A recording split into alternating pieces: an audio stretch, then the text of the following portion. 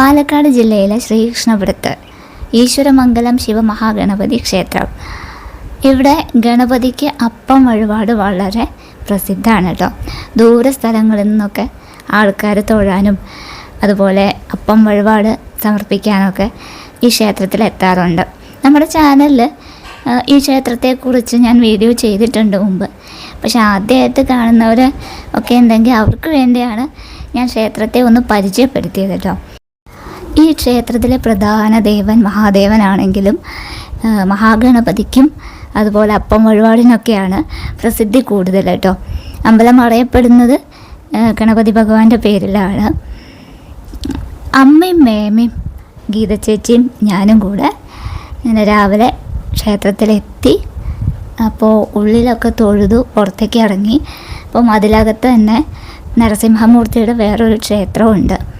അപ്പോൾ അവിടെയും ഒന്ന് കയറി തൊഴുതു. അപ്പോൾ പുറത്ത് മാത്രമാണ് നമുക്ക് ക്യാമറയൊക്കെ ഉപയോഗിക്കാനുള്ള ഒരു പെർമിഷനുള്ളൂ. അകത്ത് അങ്ങനെ ഉപയോഗിക്കാനേ പാടില്ല എന്നാണ് അവർ പറഞ്ഞിട്ടുള്ളത്.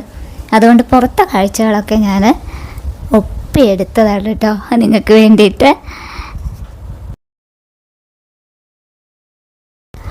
ക്ഷേത്രക്കുളം അവർ വളരെ നല്ല രീതിയിൽ മെയിൻറ്റെയിൻ ചെയ്തിട്ടുണ്ട്.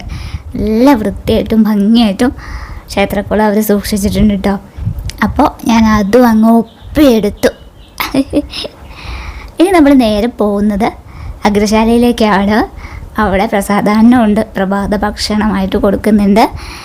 അപ്പോൾ ഗണപതി ഭഗവാന്റെ അപ്പം നമുക്ക് കിട്ടിയിട്ടോ രാവിലെ. പിന്നെ ഉപ്പുമാവ്, പൊടിയരി ഉപ്പുമാവ്, പഴം, അച്ചാറുണ്ടായിരുന്നു. പിന്നെ നല്ല ചൂടുള്ള ചുക്ക് കാപ്പി, എല്ലാം ചൂടുണ്ടായിരുന്നു കേട്ടോ. ഉപ്പുമാവൊക്കെ നല്ല ചൂടുണ്ടായിരുന്നു, നല്ല സ്വാദുണ്ടായിരുന്നു ഇന്നത്തെ പ്രസാദാന്നം.